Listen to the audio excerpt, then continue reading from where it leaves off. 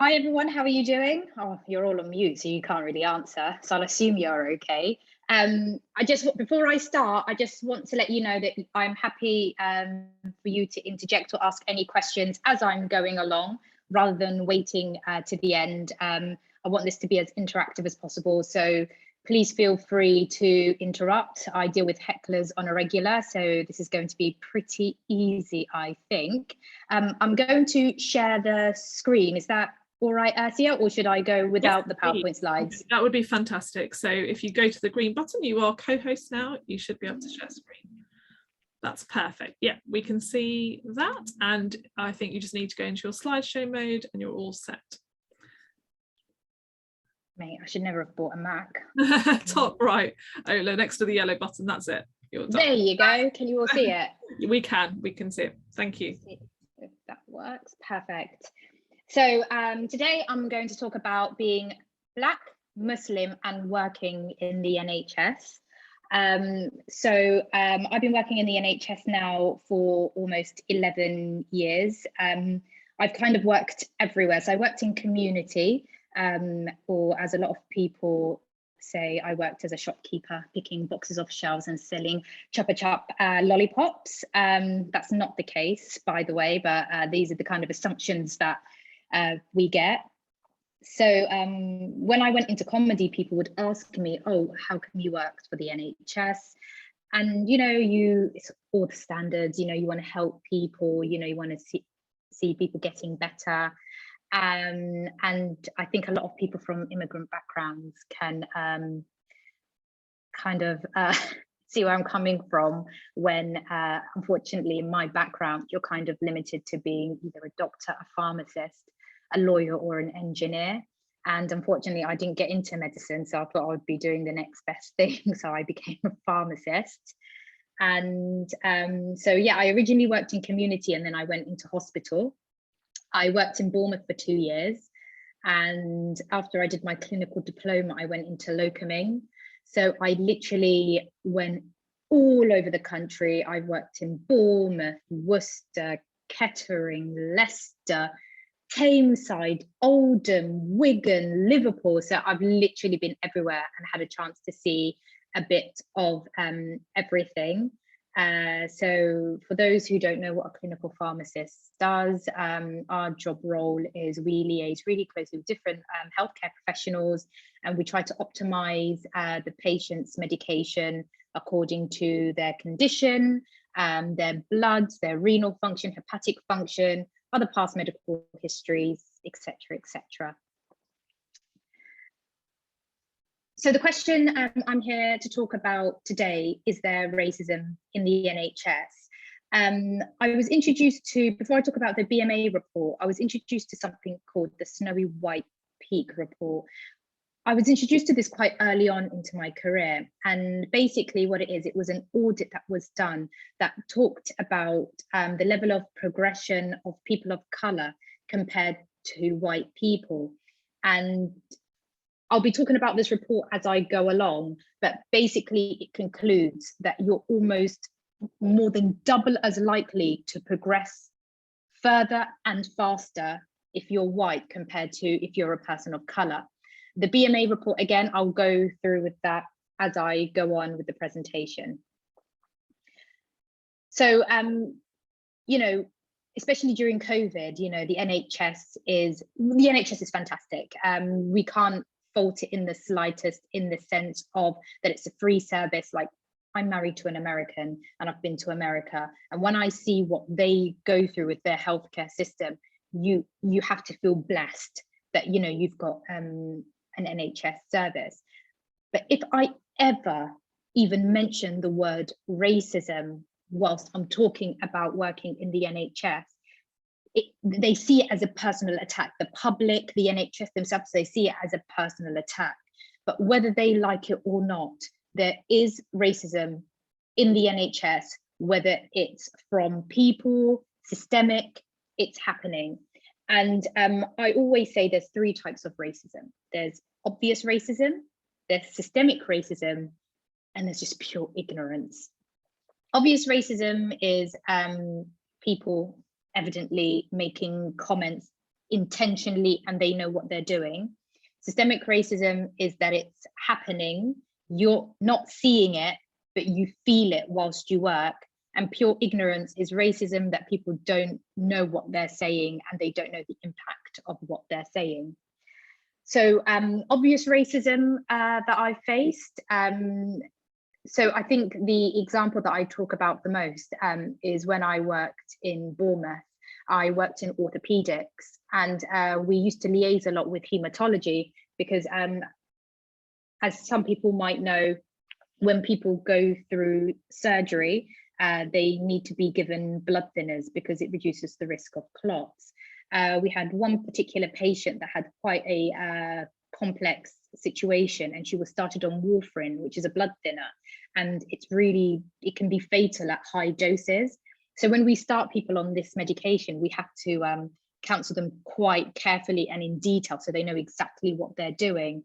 It was my first year of working, so I was very, very keen. And I had to have my competence marked off. So I had to be extra super careful that I was doing everything correctly. Anyways, I walked into this patient's room and I was like, oh, hello, my name is Ola. I'm your pharmacist today. And I'm here to talk to you about a new medication that you've been started on. This patient's response was, sorry.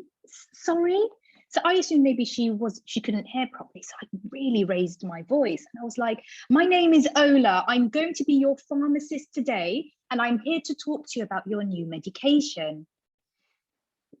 This patient looked me dead in the eye and said, is it possible that I can get a translator? I'm really struggling understanding your Indian accent.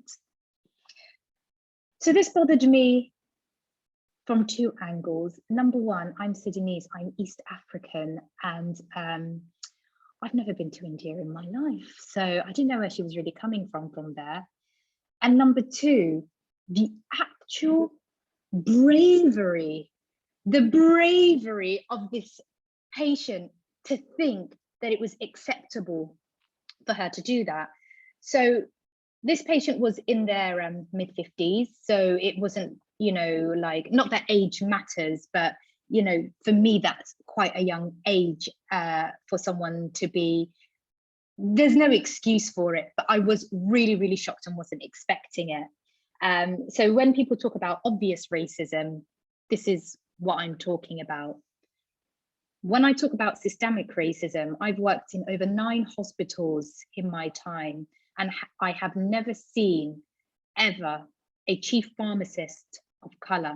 I've never seen a deputy chief pharmacist of colour. And I hear about how people apply for it, but don't get the positions. They talk about it's because of experience, it's because of this, it's because of that. But I know from the research that I've done from the Snowy White Peaks report, from the BMA report, that there are underlying issues that are involved with this. And that's what I call systemic racism. When it comes to pure ignorance, some of the insanity that I've heard in my time, it literally blows people away. I've heard people ask me to recommend curry recipes because they assume everyone of this color knows how to cook a curry. I do know how to cook a curry, but that just because I watch a lot of YouTube cookery programs, but it's that kind of assumption that people make. I've had comments saying, oh, you're so lucky that you're born with a tolerant tongue, because I know people from your background can tolerate spices more than anybody else. I have no idea what David Attenborough documentary they learned that piece of information from, but that definitely didn't come from me. When I was getting married in 2019 and I booked my annual leave, I had someone come to me saying, oh God, you must be so nervous knowing that you're going to meet your husband for the first time.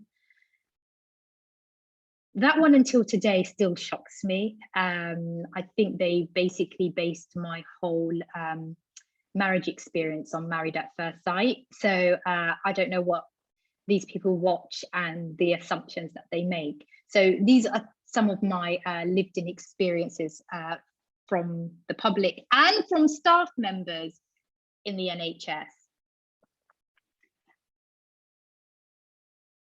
So comedy, how did I get into comedy? So I've always loved comedy. I've always, it was kind of my escape route. And there was a situation that I'm going to talk to you about that I went through working in the NHS that gave me that final push to start comedy. So I talk about not being taken seriously. So the one case that I think affected me wanting to work for the NHS any longer happened when I worked at Wigan Hospital. I briefly talked to Azia about this. Wigan was, I talk about Wigan a lot in my comedy because I think I had my worst racial experiences in a very long time when I stayed at Wigan. And it's very unfortunate for me to say most of those racial experiences that I had was working within the hospital. And whilst I was working at Wigan, those comments that I talked about, you know, having arranged marriages, you know, tolerating spice and all these came from staff members within the pharmacy department that I worked in. And it did bother me, but, you know, I've always been raised in a way that, you know, don't make a complaint because no one's ever going to be on your side. And that's how I always felt because of the different experiences I was surrounded by. But in this particular case, it got to a point where I was taking it home with me. There was a particular member of staff that, to be honest, was completely and utterly making my life miserable at work, from the comments that she was making, for the way she was treating me, for she sorted out the rotas and purposely put me on really busy wards. It was very, very, very targeted. I reported it to my senior, and at that time I was on a temporary contract. And because I was on a temporary contract, basically they could take me out of it at any time. So I tried to keep as patient as I could because I didn't want to risk jeopardizing my position at the hospital. But yeah, it got to a point where I just couldn't deal with it anymore. I went to my line manager.